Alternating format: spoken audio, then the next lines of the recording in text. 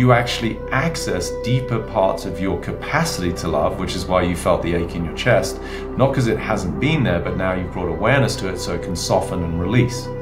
When you have a new sense of freedom and love, you live in a new world of possibility. That right there, which you just perfectly experienced and very courageously shared with your audience, is my work exemplified.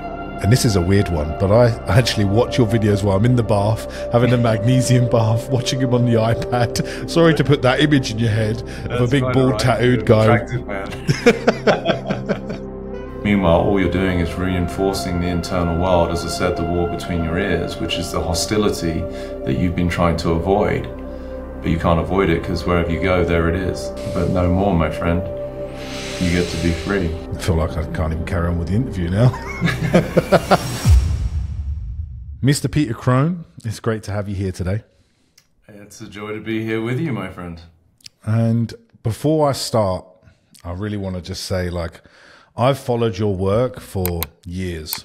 So it's really surreal to have this one-to-one interaction.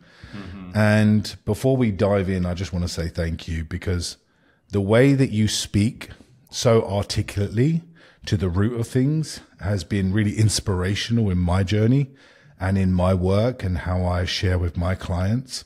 So I'm sort of generally grateful to be able to just sit in here and have this conversation and share this with the rest of the world. Well, that means a lot to me. It's not lost on me how, a little kid from England in a small village, orphaned by the age of 17, seems more and more to be recognized and inundated with kind words like that. And at times it's a little still unfamiliar, even though it happens a lot, and it's certainly humbling. So thank you. It's just, it's very fulfilling to know that we've never met before, and yet that you've just articulated what so many articulate, which is that my words have really impacted their life, and I may not have even known that they existed. So it's very special. So thank you for the kind words. Oh. So welcome. My first question, I really wanted to ask you, like, what is the root of suffering in your eyes? I mean, you've sat with so many people now, thousands of people in their most vulnerable moments. Have you found like a common denominator of you've always noticed that lies underneath it all? Yeah, I try to, as you just so beautifully spoke to, like the articulation and the perhaps laser-like responses that I tend to give to people. So I like to find truth in simplicity. So I think to answer your question as best I can with one word would be the root of suffering is misidentification. And to unpack that further for you and the listeners, what it means is that we become attached to the illusory idea of ourselves, right? We're misidentified with this physical form and more insidiously with the subconscious narratives that drive our identity. That we think at the deepest level that who we are is somehow inadequate, or that we feel insecure, or that we have an experience of scarcity. And so any of those primary three buckets that we become associated with are going to inextricably lead to suffering. So the misidentification being to that which we can call our human self, but it's not recognizing our true divine nature, our true essence, our soul, our timeless, boundless, limitless self. And so if who we are is everything, but we become identified with something limited, that's going to hurt. How did you start to get onto this work? I mean, you said you were orphaned from a really young age. So yeah, how did you notice that you were starting to identify in a certain way? And then you started to break through that? From a young age, I started to definitely identify with what I just said, which was my scared self, my limited self, my separate self, my lonely self. And so I think by virtue of my own suffering, I was able to discover, the predominant human experience, which is why I think a lot of people thank me for my compassion, my patience, my kindness. And that's only by virtue of the fact that I've been there, for many years. When I recognized the pattern, when I started to have awareness of my own survival tendencies, sort of that primordial pattern of every mammal, which is we're just trying to make it, right? And realized that what I was trying to make was actually the reaction to my own stories that I might not make it, right? Like the feeling of not being enough, and then recognizing the compensation pattern of my behaviors, which made me more of a perfectionist or a people pleaser, as a means of strategizing to try and be loved and accepted by the outside world. So when I saw all of those patterns for myself, that was the start of the crack of the dam of awakening, you know, where I was like, oh my gosh, you know, there's just nothing for me to fear.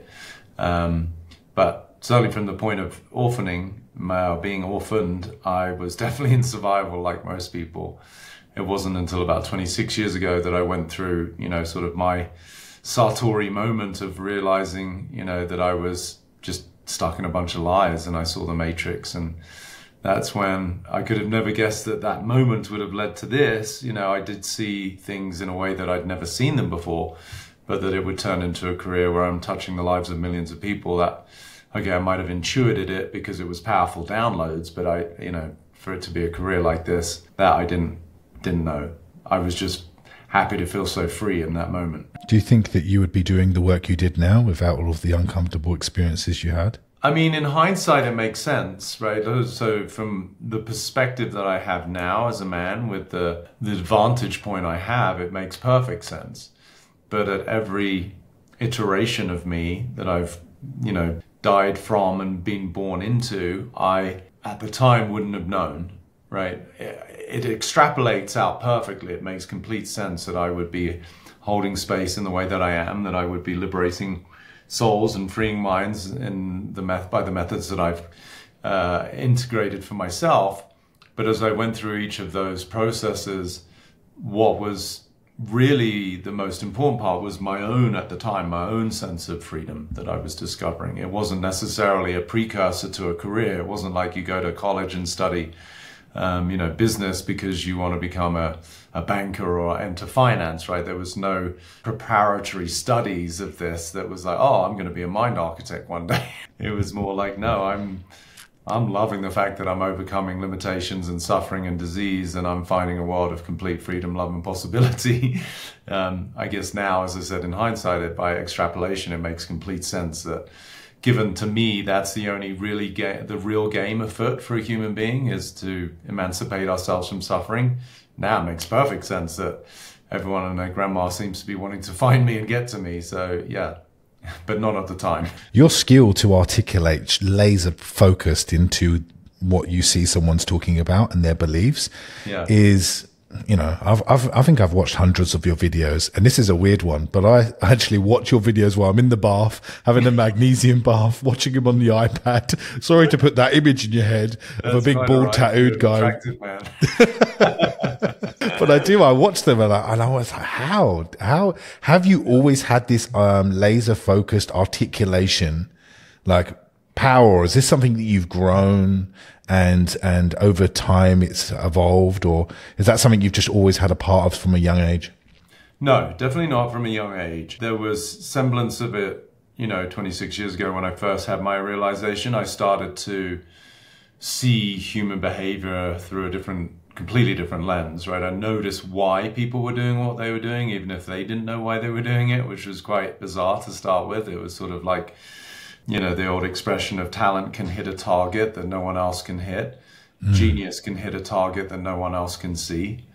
You know, and so I started to feel that world, and it was like a little bit, not disconcerting to begin with, but it was sort of almost like a superpower that I didn't quite know how to handle. But then it definitely got refined over the last years, and I think it's one of those things that continues to get strengthened. The more people I speak to, it's almost like an AI for me. You know, the more that AI assimilates information and data, the more it gets a comprehensive view. And so the more that I speak to people, the more patterns I see, the more behavioral adaptations and coping strategies that I recognize, the more it becomes instantaneous that I can see a particular circumstance or situation someone's dealing with, and I can almost immediately reverse engineer it into what must be the underlying narrative or constraint that drives that human to do what they're doing to get the outcome they've got. So yeah, it's fascinating, and it's the one thing that people always point out. I mean, I do a 3-month mastermind, which is my most powerful container because I lead it directly, you know, for people from all around the world, and it's just so moving because I teach theory of what I do, but then there's also coaching, so people are vicariously getting all of these huge breakthroughs and tears and laughter and freedom. And we do the opportunity for people to follow on for 2 months afterwards to integrate all of the work because there's a lot to download. And so I just joined the last integration call because I have these 3 coaches that work for me, beneath me. They're great guys. And I just jumped on one, and this woman, just all she talked about was this infection in her mouth that she can't seem to get rid of.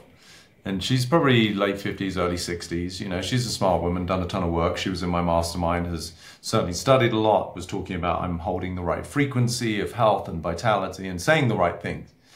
And I don't know, within less than 2 minutes, I asked her to tell me where as a kid she was like ignored or shamed. And she's like, what? You know, just from an infection in her mouth. And so things like that I can't even predict, you know, and she's like, you're spot on. And she said, I was just working with one of the coaches and he realized or helped me see that my deepest fear is that I'm just embarrassed as a kid, you know. And I was like, yeah, well, now you've pushed that embarrassment into an energetic manifestation in your mouth as something that you're not happy with and you're denying.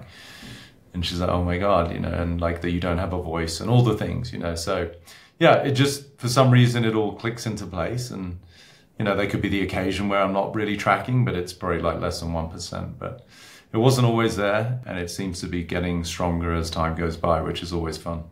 And is that intuition, or is there something that you knew that being embarrassed sort of linked with the mouth as well? Or was it like just like a feeling you had was like that just came through you? In that case, I didn't know about the embarrassment. I guessed that before. She then told me subsequently about the embarrassment, which then helped her to put it together, even though I had already intuited it before. So it is predominantly intuition.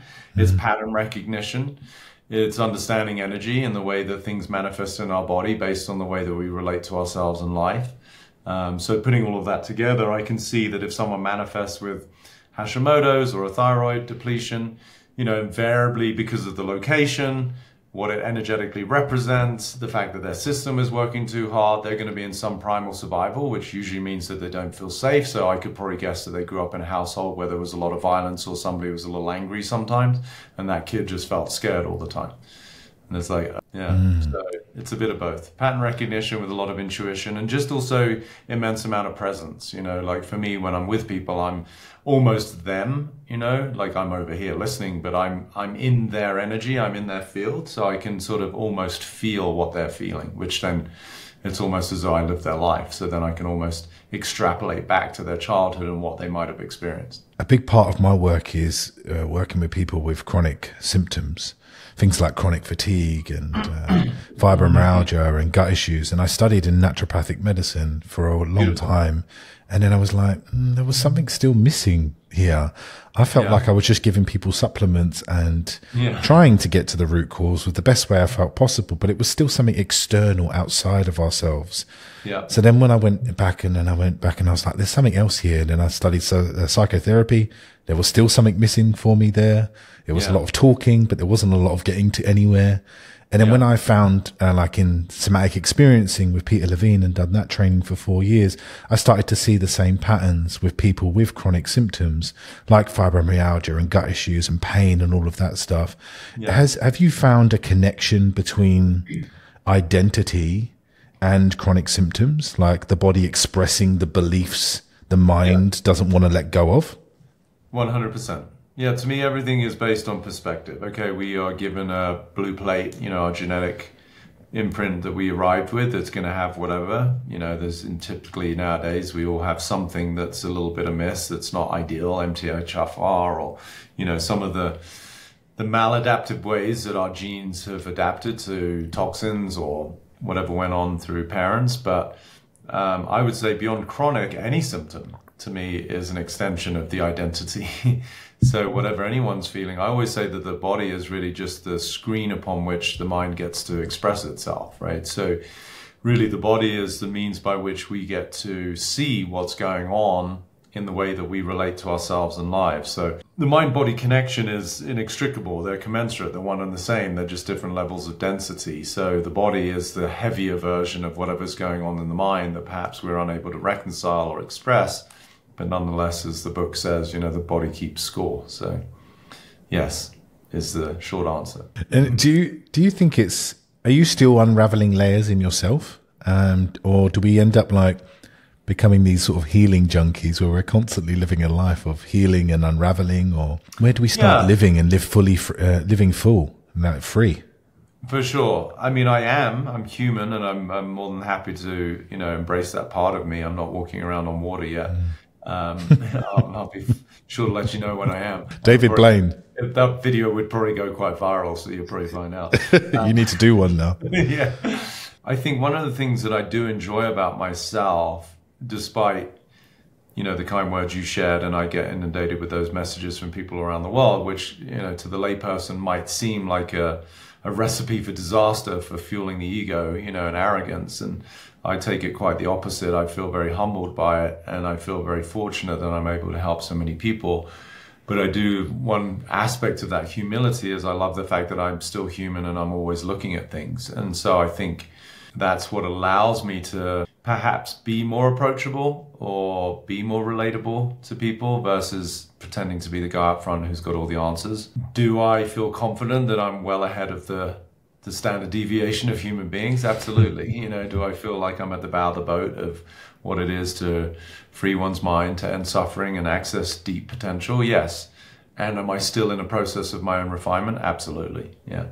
And I enjoy that because it's through my own sort of subtler, and then they're not so dramatic, right? Like, so whatever I might be working on isn't the deep, oh, I'm not good enough, I'm worthless, I'm not loved, the stuff that people struggle with that makes them sick.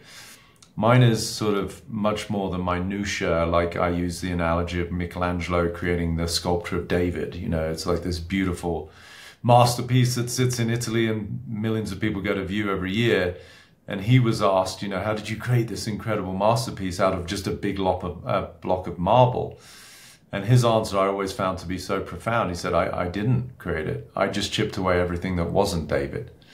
And so David was already existing in there. So for me, I'm not chipping away the big corners of marble that create someone's fear and anxiety and depression. I'm, refining the area around the nostrils or the eyelids right now. So, but it's still, still a work in progress, and for that I'm grateful. Yeah, beautiful. I think my favorite moments are watching you doing one-to-one work with people. It's just, I don't know, it's real. It doesn't feel like nothing is scripted. It just feels like it's there right now. What is alive here for this person? And the way to watch you bounce back off people is brilliant. And I'm going to be really cheeky here, and I'm going to be like, if I've got Peter Crone sitting in front of me, why am I not going to ask him something that I've been struggling with? And I'd love to see if we'd be open to exploring that today. Sure, go ahead. No, I appreciate it. And it's the one thing that, well, there's many things that people are very kind about, but it seems to be the crowd favorite is when, and certainly based on just the statistics of my Instagram posts, the ones where I'm working with people tend to go bonkers viral. So apparently you're not the only one that enjoys that process. I don't think I am. I don't think there's anything more powerful than witnessing a human being break free from their constraints and discover freedom. And that's why I think those clips go so viral and people share them so much with friends, because they want others to experience that. Because ultimately, as I said earlier, that to me is the only game afoot for being human, is we're not here to, become famous and rich and find the right one and get six-pack abs. We're here to emancipate ourselves from the constraints with which we arrived, and that's why my main product is freedom. So to witness that resonates with that part of everybody who wants the same. So what do you got going on? The thing that I've always found a bit of a struggle lately over the last few years is I'm always feel like I come to these crossroads where I have to make decisions and choices. Mm-hmm. And I saw that you done a post, I saw it last week, I think it was, around a woman with her dogs. Yeah. And that touched me deeply. I was bawling my eyes out. I'm bawling my eyes out watching this video. Yeah. To cut a long story short, my mum and dad broke up when I was in my early 20s. It was quite a shock to my system. Mm-hmm. And during that time, I was supposed to go traveling, 20-year-old boy, go with my friends traveling around the world. And I didn't go. I decided to stay with my dad. But then I got my dog, Jackson, and I had him for 10 years. He lived through my life, went through all the chaos of my years in my 20s. Yeah. And then I was homeless for a period of time. Mm-hmm. And during this period when I was homeless, I had to put him into kennels. So he was looked after until I found some housing. Yeah. And then when he was in the kennels, he died in the kennels. Right. And I had tremendous guilt about him being in kennels and me not being with him at that time. Yeah. So what did I do? I bought another dog in replace of that love. Right. And I bought my dog Arnold. And now he's coming to the age of nearly 10 years old. And I haven't been back to the UK in 7 years. And I'm really feeling the pull to go with my fiance to the UK, introduce her to my family. But I'm so scared of making the decision of leaving him in case he goes and he moves on. Yeah. And it might sound so silly to everyone else. And logically, I get it. Yeah. That I'm holding on to this love, but like there is still this big thing that I can't go. I can't leave this dog. Yeah. And it's just like this, no matter what I do, decision. No, I get it. And it's beautiful, and it speaks a lot about the size of your heart and why you're a sweetheart, but it's also the illusion, right? The illusion is that you can't go because of the dog. But the dog represents something which is the actual fear. So Ryan is under the impression, well, I can't go to the UK, even though that's the pull, and it's your fiance and you want to introduce to the family. All beautiful intentions, right? It's not like you're just having a flippant decision to go to the UK on holiday and go down to Brighton or whatever. It's like, there's a real beautiful purpose here. So you're not actually scared of the dog transitioning or passing. You're scared of the hurt that's still in your system coming back to the surface, which is what? Guilt. Yeah. Massive amount of guilt and shame. And guilt and shame are the experience that are associated with the way that you have delineated yourself because of the event. So what is that Ryan said about himself, that he's collapsed with your dog passing while it was in kennels? What was the story that you told yourself? I'm not a good person. I'm not a good dog dad. So it's something like that, right? So keep experimenting. So that's not what lands for me, but what else? So the dog dies because you were homeless and it's in kennels. So you're telling yourself a story about that perhaps the dog wouldn't have died if he was with you. So the fact that the dog died because he wasn't with you, what does that mean about you relative to the dog's death? I'm to blame? Yeah. So the words that came to me intuitively is, it's your fault. It's your fault the dog died. Now, what's that like to live inside of that? Horrible, breaks my heart. Yeah. I don't go a day without thinking about it, if I'm honest. Yeah, because the it isn't the dog passing. The it is the story that you collapse with it, that you continue to live with. 10 years or however long ago the dog died, I don't know. But, the point is, you're not suffering the loss of the dog. The dog's gone. That's a historical event. You're still in the suffering of the narrative that you collapsed with the event, and that really hurts. And you can't escape that. That's where everyone creates addiction in life. Like, I was just in a previous podcast actually today talking about, the woman asked about how do you deal with, helping people with addiction, whether it's a substance or maybe a love addiction to other people. And I said, well, you've got to realize neither of those are addictions. And she's like, well, what do you mean? I said, they're the byproduct of the ultimate addiction, which is the idea of ourselves. That's where the addiction is. The idea tends to be based in inadequacy, insecurity, or scarcity. Like, I'm a bad person, I'm not good enough, I'm not worthy. And for you, your addiction is, it's my fault. Why do I want to be to blame? Why do I want it to be my fault? It's unconscious. It's just that the ego is trying to protect you. It's the ego way of actually sustaining itself, because it's not a truth. The truth is, you love that dog. You actually could argue that you love the dog so much that you took care of the dog better than yourself. You put it in a shelter where it had covers and, a roof and food. That's how loving you are. And maybe, just maybe, that soul, who was living beside someone who perhaps was living in a world of scarcity and inadequacy, your energy, albeit you loved the dog, for the dog, left the dog feeling kind of tired because he would have wanted to take care of you. And so energetically, the soul in a safe place was actually able to let go.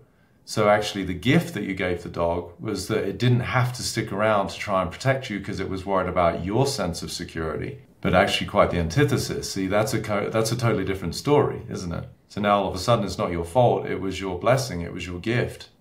I want the dog to enjoy the last few months or couple of years or whatever it was in comfort because I can't provide. That's how much I love the dog, and the dog was grateful for that. That would be a different story, wouldn't it?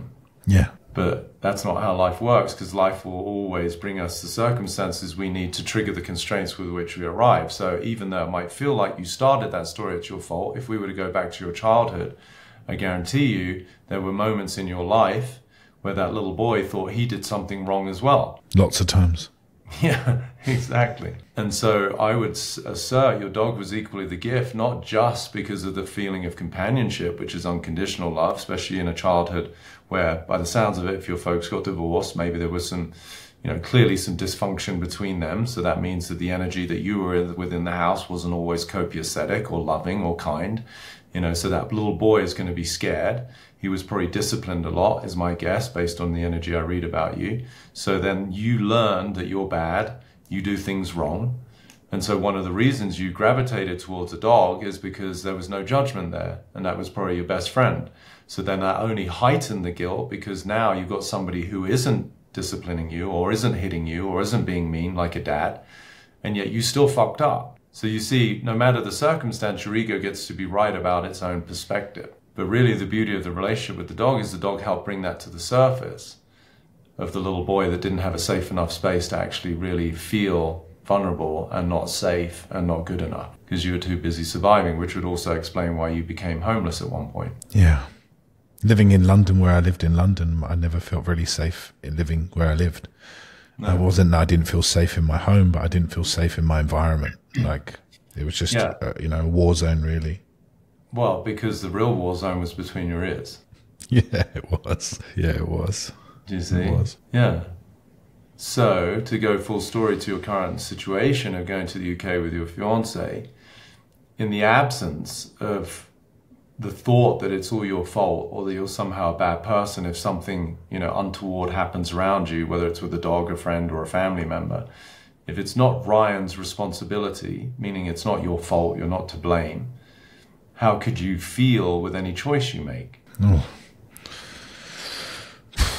Completely free. Yeah, that's a good exhale, isn't it? Yeah, just that load. I felt like a load taken off me of having to make a choice that could be wrong. Yeah, beautiful, mate. Yeah, that's freedom, right? And I also want you to recognize, without any kind of guilt or regret, how much weight you've carried living in that story for so long. That's the real shame. If there's anything to feel a little bit of guilt about, it's the fact that you've suppressed your own capacity to love and to give and to be present, because through no fault of your own, so there's no real shame, you've been too busy trying to survive, and your form of survival is don't do anything wrong, and for God forbid you do anything to hurt anybody else. So in always trying to be the good guy, the nice guy, what you're actually reinforcing is the underlying story that you're not that, which is a crying shame, because you obviously got a massive heart. And now, maybe for the first time ever, you get to actually let other people see that. How does that feel? New. New. I feel it in my chest, like as I'm talking to you now, I can just feel like an ache in my chest. Yeah, that's the tension unwinding. Yeah. I can feel it like right there, like an ache, just right here in my chest. It's just come on all of a sudden, just there after what you said. It hasn't come on all of a sudden, it's always been there. You've now got a safe enough space to let yourself feel it. I can tell people you can't be held accountable for that which you're oblivious to. So it's not your fault, it's just you've been in survival. You've been living from a place of, you've got to make sure you do everything right, don't do anything wrong, for the fear of the ramifications of discipline, being hit, being scolded, being ignored, being dismissed, all the things that you probably experienced, which is a scary place for a kid to live. Well, growing up in London in that scary place, I had to make myself big and intimidating, but I wasn't really like that. I was a bit of a geeky kid, liked comic books. So I covered myself head to toe in tattoos and became a bodybuilder, became a fighter, and became all of these things. But really, that wasn't me. I was this big soft kid that liked comics and playing and mucking around, but I had to become this hard shell for so many years. Yeah, which is all the compensation. Right, that's the maladaptation to the underlying fear and sense of insecurity. So there's no fault, but once you see the pattern, you can see the cost of how our feelings of constraint really drive us in a way that can sabotage our life. Now, for you, you became tough and strong, and you got a bunch of tattoos. It's not the end of the world, but for some people, it's really debilitating. But no, I can see the doughy eyes and the big fucking heart, like you're a big softie. It's just like a kid that was in the environment where he learned that he had to become tough. That was at least his interpretation in order to survive. So we can have compassion for that. But now what's beautiful, this new experience, like I always tell people in my mastermind, I'm introducing you to a world that you're not familiar with. That's why your answer of new was appropriate, because I'm going to, without sounding grandiose, I'm going to attest to the fact that what I've just shown you is a world that you know, you probably left behind when you were about 2 years old, which was the world of freedom and self-expression and just being a sweet kid who just wanted to play and be loved.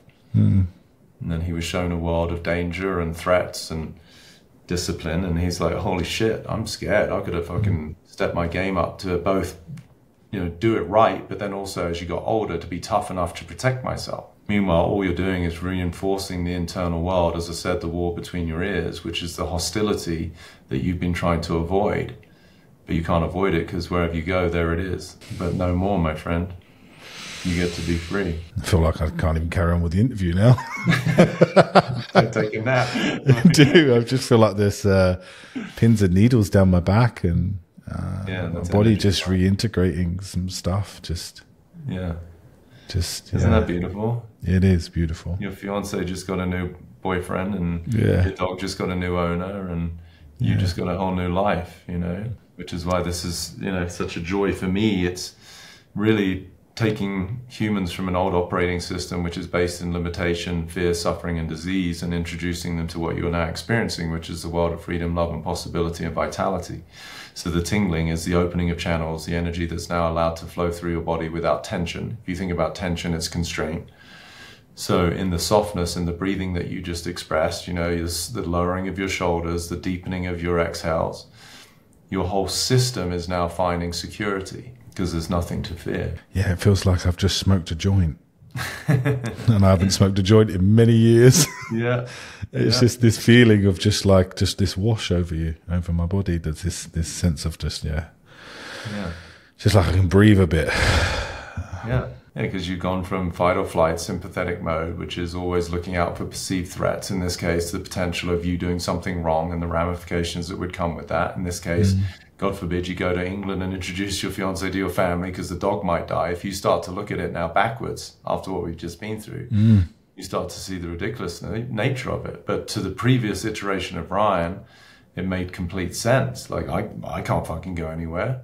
No, you weren't trying to avoid the dog dying. You're trying to avoid the deep, deep hurt of a kid who was so scared of doing something wrong again. All of which was just perpetuating the trapped energy that was there for probably, I mean, I don't know how old you are, but 3-4 decades, you know? Yeah. Now it's like, oh, I love the shit out of my dog, and I love my fiance, and I want her to meet my family, and I don't know if my dog will be okay, but I'm not a terrible owner just because I'm going to go away for a week, you know? Totally different world of possibility.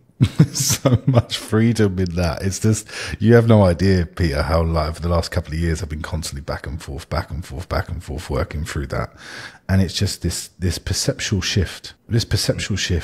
And now it's like, oh, okay, well, yeah, just go and book it. What are you doing? Go and do it. Go and book it. And everything will work out exactly the way it's meant to. Like, that's what comes through now, is that wasn't even a thought in my head. It was like, I cannot do this. I can't go. If he dies, then I'm a bad owner again. And I've made a bad decision. And I'll feel the guilt. I've just done something wrong. So, with all due respect, I have every idea of what you've just experienced and what you've I'm sure you do, yeah. It's not my first rodeo. So, yes. I appreciate it. So, I get it. So, yeah, welcome to freedom. Welcome to possibility. Welcome to love. And so I said, it's literally what I'm introducing people to is an entirely different experience of what it is to be human. And again, to the listener, this is why I do my mastermind. Most humans, and by most I mean 99.9%, live in a world that is founded on limitation. In your case, I'm bad, I'm doing something wrong, it's my fault. That's a limitation based in language. What does that create? The predominant emotion of fear. That's what has you stop, right? Can't do that. Which creates what? Suffering, which then eventually cascades into your body as disease. So when people understand that is the world that humans live in, what I'm introducing to people is the world on the other side of that, which is in the absence of constraint, you get what you just experienced, freedom. When you're in a state of freedom, rather than living in fear, you have a new sense of appreciation and love for life. You actually access deeper parts of your capacity to love, which is why you felt the ache in your chest, not because it hasn't been there, but now you've brought awareness to it so it can soften and release. When you have a new sense of freedom and love, you live in a new world of possibility, which is now you can book a ticket and go and see your family, and chances are your dog is going to be so happy to see you when you come back and he's going to be fine. which then lastly leads, instead of a world of dis-ease, the absence of ease, which cascades into the body as sickness, you start to experience the world of aliveness and vitality. That right there, which you just perfectly experienced and very courageously shared with your audience, is my work exemplified. Yeah, so beautiful. If anyone's interested in being a different type of human being and living in a new world, well, now you know that it's possible. Thank you, Peter. Thank you. No, thank you. It's so beautiful. Not bad for whatever that was, 6-7 minutes. I don't know. Yeah, 6-7 minutes. You don't charge by the hour, you charge by the minute. Still $1 million a minute, but whatever. Peter, one thing I'd love to ask you, which is, what is on your, like, for Peter Crone, on your more day-to-day level, are there things that you do, like, regularly, like physical or emotional, that support your inner world, like rituals, practices, things like that? I know you're big into Ayurveda as well, but I just didn't know if there was, like, no, not just physical, emotional. What are the things that you sort of do in your day-to-day that you found helpful for you? No, it's a great question. I call them systems of support, right? So I think based on the delineation I just gave everyone of shifting from a world of suffering fundamentally to a world of freedom, once you do that, because that is the pivotal first step. You know, I just spoke at a big biohacking conference where they got all the toys. You know, you can buy a $50,000 cryogenic chamber or a $100,000 hyperbaric chamber, you know, and people are dropping big checks to get all the things and toys to make them feel happier and healthier. And I'm giving a talk, you know, one of the main keynotes. And where was that? Which one was that? Was that London or? No, I'm doing London in September. Okay, the Biohacking Summit. This was in Austin for the Biohacking Dave Asprey's Upgrade Labs. Oh, okay. So it's probably the biggest one. Yeah. And I think this was the 12th anniversary, I'm not sure. But anyway, and I'm the guy who's sitting there saying, well, you know, not to upset everyone, and certainly not the people who are paying me to be here, but forget about all the toys in the, you know, tech hall. If you don't free your mind, you can't access true vitality anyway. So the answer to your question includes that, right? So for whoever's out there, and let's face it, most people aren't well, you know, they do have symptoms.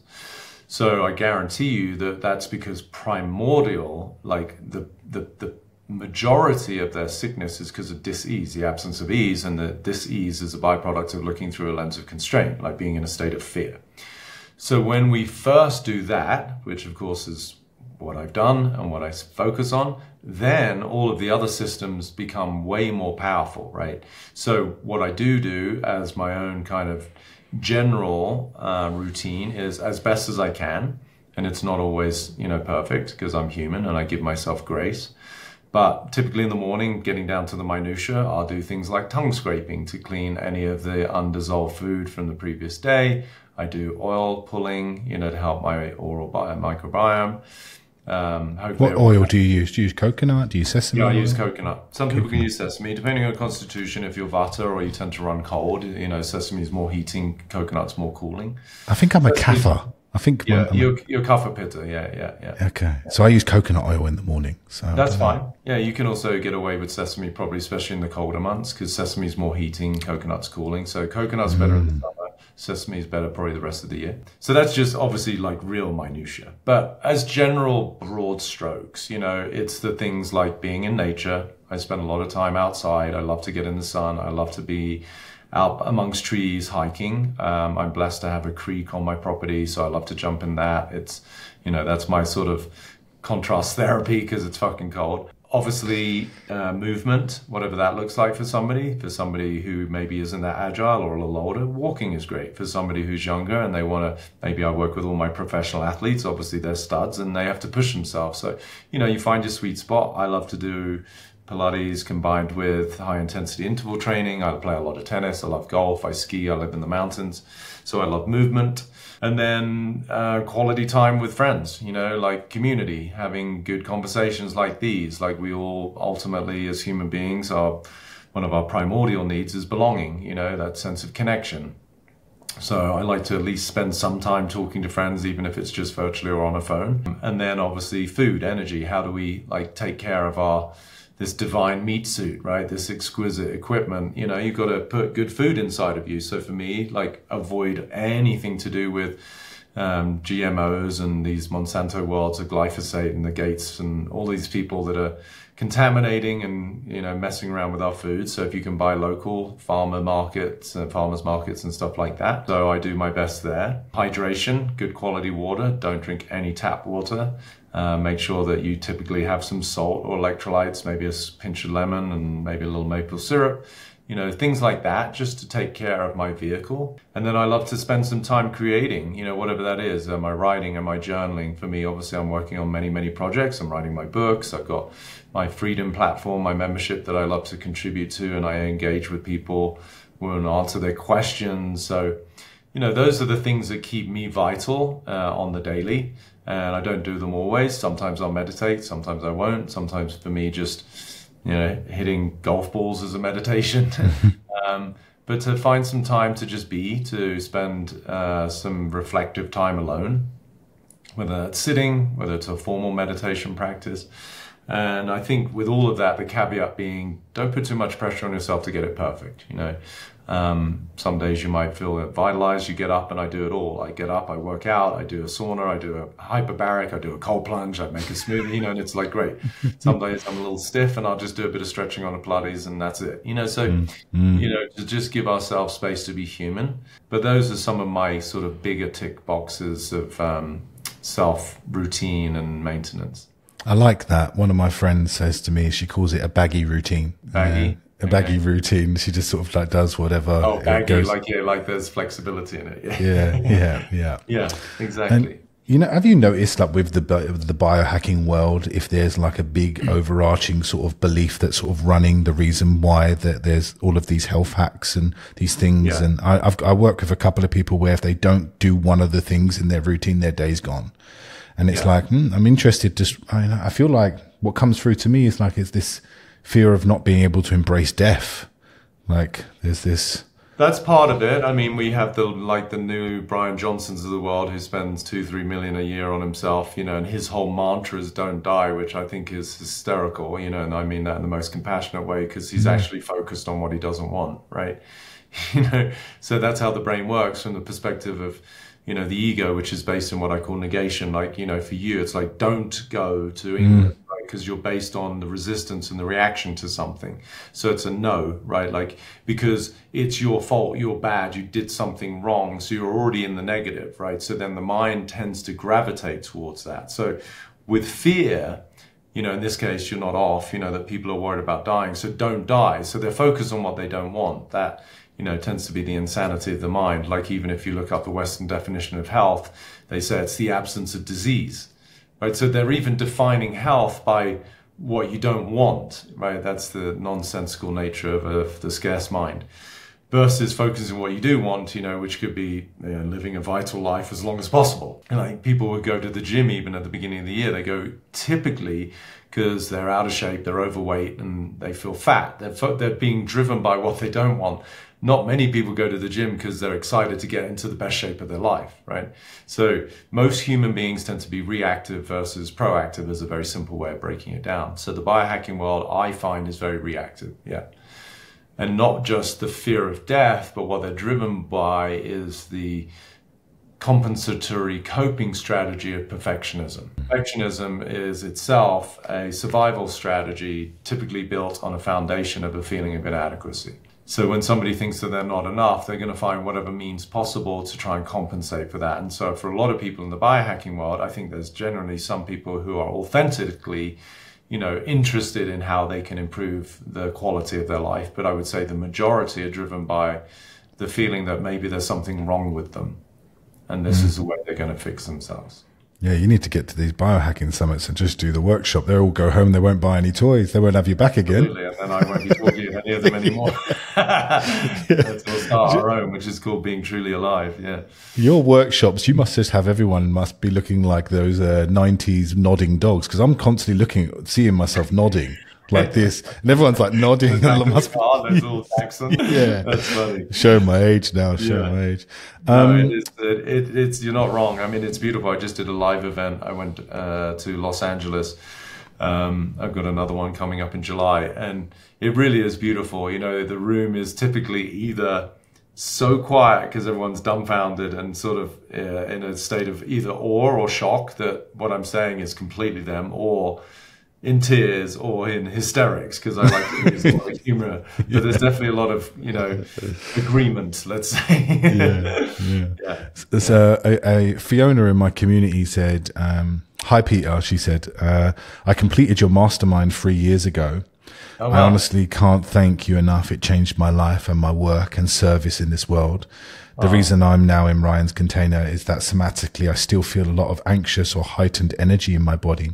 Although I can recognize at my core context of being an inconvenience, I still feel my nervous system is compensating for this. Any tips to move this through somatically? Beautiful. Well, first of all, thank you for being in my mastermind. I'm glad you got so much out of it, and for the kind words. It's never ceases to amaze me how many people, having gone through the mastermind years later, are still thanking us and sending notes. So that's beautiful. Yeah, so the anxiety and the what feels like trapped energy, what I hear is either there's a resistance to full self-expression, meaning you might find there's some arenas in your life where you're not telling the truth, whether it's in typically significant areas, right? It might be a partnership, it might be a parent, it might be a job, where you don't feel safe enough to speak up, is what I hear, because anxiety obviously being a bedfellow of fear. So there's going to be some, if your context, that's the terminology I use when I'm working with masterminds, as the fundamental prison, is that you're an inconvenience, then that would make sense. So you don't necessarily feel that you have a platform to speak freely on. So that might be the next refinement. Is it's one thing to see you're not an inconvenience, right? That can be liberating, which is why obviously you said it changed your life. The next step in that hierarchy would not to be in the shadows of I'm an inconvenience. Then you come to neutral. Oh, I feel so good. I'm not an inconvenience. But now to see how powerful you are and the way that you can contribute by actually speaking your truth, no matter the ramifications. So that would at least reconcile the anxiety from what I can hear, and also the pent up energy, because whenever you're not expressing yourself, obviously there tends to be a blockage. So hopefully that resonates. But that's the opportunity. Is my guess is you're probably still not quite safe in different areas where you don't feel safe, you don't speak up. If you don't speak up, then you are going to accumulate energy. So the opportunity is to recognize that your needs matter, that your voice matters, and that if it's the right people in your life, that they'll be ready to hear whatever it is you have to say. Beautiful, beautiful. I feel like when you go to parties, you must be like the magician at the party. Do me next, do me next, do me next. You have to be careful how you phrase that out of context. You go to I don't know what parties you go to in LA. I don't know. Yeah, you know? Exactly. I wish I'd gone to some of those parties, but I've since gone past that. But do me.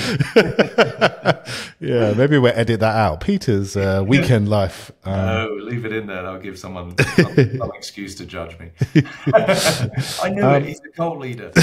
Yeah, there's a lot of that going around at the moment, isn't there? Pete, I'd love to finish off with a question, just out of curiosity. I love to ask people if they had around their table maybe 5 people that they could have dead or alive at their table. Who would they have at their table? Who would you like to talk to, communicate with? Not maybe family members, but just people around that you would love to learn from. I'm definitely going to include mum and dad, just because I didn't spend nearly enough time with them, especially my mum at 7 and my dad. For 10 years I had him because, 17, so a decade between my mum's passing and his. So I think for selfish reasons of knowing how proud they would be of me, I mean, they always were. So there's a little bit of, sort of residual ego that I just want to be seen in a good light by my own parents, which I don't think anyone would begrudge me. But I also think as a grown man and as an adult now to be able to just know about them, and in a way that now I'm able to listen to hear their stories and what did they struggle with as human beings in this crazy dimension of planet Earth. What were their fears? What were their challenges? Obviously, my mum had plenty because she was diagnosed with cancer when I was about 4 or 5 and really was in a lot of pain for 2 or 3 years. So, I'd love to be able to hold space for the woman that was my mother that gave birth to me and understand the trials and tribulations of her existence, and the same for my dad. Then for sure Krishnamurti, who was probably the first Indian guru teacher that I came across probably about 22 years ago, when I first thought that I had kind of lost my marbles because I was seeing this whole new world that no one else apparently fucking knew about. And I was like, oh my God, either I've lost my fucking sense of reality or I've sort of uncovered a gold mine of, these insights. So thankfully he confirmed it was the latter and that I was really onto something, because I read his books and So Krishnamurti would be a cool cat to sit down with. Then Srinivasagadatta, and crazy names, but he was a really fun Indian guru whose book called I Am That was one of my favorites. And if you were to see my version, it's so beaten up, it's so dog-eared. It's probably got another 2 books inside of it just because of my own scribbles, you know, so it's sort of from 1 to 3 books. He was just such a character. He had no patience with people. It's so funny, but his insights were beautiful, right? Like, so I bring these laser-like type, you know, assassin to the ego conversations. His was the same, but with no empathy. It's like, what the fuck are you talking about? You're completely, you know, it's like, it's just hysterical. And he just smoked his cigarettes. So he would be a great character. Yeah, they're the 4 that first come to mind. Let's go with an outlier. Who else would you like to have in there? Just someone that's out there. You know, it's probably somebody that I can intuitively feel but don't know. And by that, I mean, it's somebody out there who doesn't get seen. Somebody who doesn't get recognized, but somebody who, in their own way, has touched millions of lives. But they didn't need the attention. They didn't want to be acknowledged. And so that would be the anonymous guest, if they were willing to show up, because they might be... I doubt it. Too shy, or not even shy, but it's just like, no, I don't need that shit. I'm too busy being obsessed. Yeah. Aren't they sometimes the best people I've ever worked with are the people that don't actually have social media and actually just they live in the woods on their own and they're just like these, you know. And I think, not to bring a tear to your eye, but I'd also have my dog there. Yeah. Yeah. Krishna. Yeah. Krishna. Yeah. I've seen some videos of you and Krishna. Yeah. He was the sweetheart. So. German Shepherd, right? Or Alsatian? Belgian Shepherd, yeah. Belgian Shepherd. Yeah, beautiful. How old was he? How old did he last? He got to 13. Wow. Yeah. Over in was, America? Yes. Yeah, in the States. So yeah. He was one of the most present beings I've ever experienced. So, you know, I'd like to think that's partly an extension of me. They say, you know, the dog sort of takes on the characteristics of the owner. So wherever he was always really listening. You know, he'd like tilt his head when people were talking. He was like, really? What's going on? Let me listen. Yeah, love that. Yeah. And he obviously a big transition of your life, a decade and a bit, you know, of being there with you and seeing all of that. That was not easy. I was a blubbering mess myself, but, you know, not necessarily for the same reasons you were, which now hopefully you are free of, but, you know, just the loss of kinship, the loss of companionship, and just more than anything, I think the gratitude of who he was in my life. You know, I've often said grief is just an extension of love, you know, and when you can really see that, the alchemy is to turn grief into gratitude. So, yeah. If the world forgot who they were tomorrow, what's the one thing you'd want to remind them of? You're all idiots. End. I just you know, can't take shit too seriously. Of course. People are expecting some like prophetic, poetic response, which I think we've had lots of that. So yeah, exactly. Just leave it as you're all idiots. We're all idiots at the end of the day. You're clueless. I would remind them of, you're completely free, but you're going to fall into the trap thinking you're not. You are your self-love, but you're going to pretend that you need to find it from others. And that no matter what happens, it's always for your benefit. So you don't need to worry about the outcome. If I could tip over this mic and drop it, I would.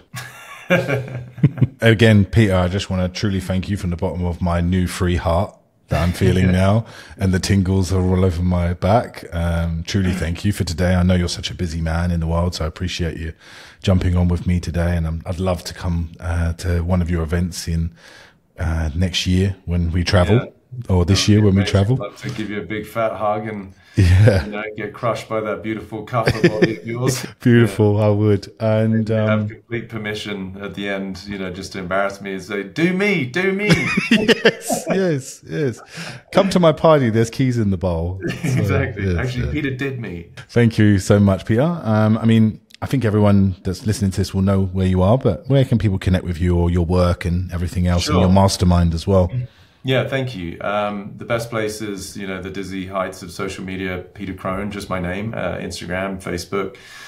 My website is just equally my name, so petercrone.com. And my mastermind is the most powerful container, 3 months, 8 modules, over 30 hours that I personally leave live, although it's online, so you can access it anywhere. It's all recorded. So, you know, even if you miss a schedule, you can to see at any time. And then for lower hanging fruit, I have my Freedom membership, which is just $29 a month for over 100 hours of content. I'm not actually there because it's all recorded, but that's a great place for people to start too. So I hope. And now you're pumping stuff on YouTube, right? You're putting a lot of stuff and a lot of free YouTube, content. Instagram, there's so much content out there for free, but it's just if people want to go deeper, for sure. Yeah, we're growing our YouTube.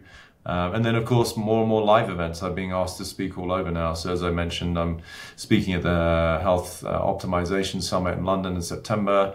There's a group that wants me to go to Dubai to speak. I'll do more of my stuff probably in LA and then New York. And people want me to go to Sydney. I'm going to probably do a live event in London, concurrent with me speaking at the Health Optimization Summit. So fun stuff. When do you think you come to Sydney? I'll probably be in the UK in September. So Tim, Biohacker, does the Health Optimization Summit. Yeah, exactly. Right? He's the buddy of mine who's invited me. Yeah.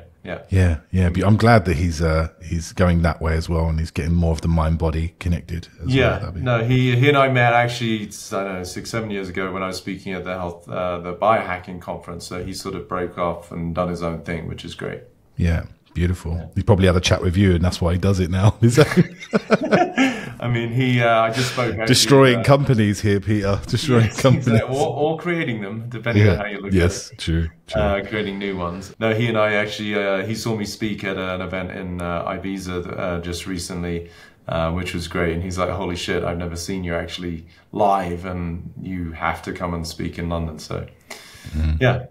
What about Sydney? What are you thinking about Sydney? You got any ideas of that? I don't know when. I don't have a date. I don't know if it would be before the end of the year because I've got my mastermind starting. I don't know when this podcast will go out, but hopefully, before the end of July because the next mastermind starts in August. So it'll be out, I think, in the next 2 days. So. Oh, okay, amazing.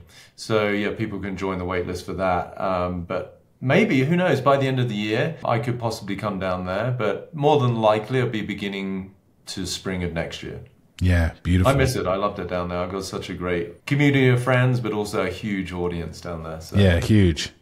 I don't know anyone that doesn't know you here. So, anyway, thank you again, Peter. I'll leave you to it. Thank you so much, and I'll see you soon. Mate, thank you. Really a pleasure to be with you, and I'm glad that you asked, and it's a real honor to help guide you through something that's obviously been there for decades, and I'm really excited to see what becomes available for you, your fiance, your family, your dog, and your listeners now that you've stepped out of that prison. So thank you for letting me contribute that to you. Look, I'll tell you what, if I end up at the Health Optimization, I'm going to have a big banner that says, Peter did me, and I'm here. And you'll know, it's you. I've never felt so good. Cheers, Peter. Thank you so much, brother. Thank you. Cheers, mate.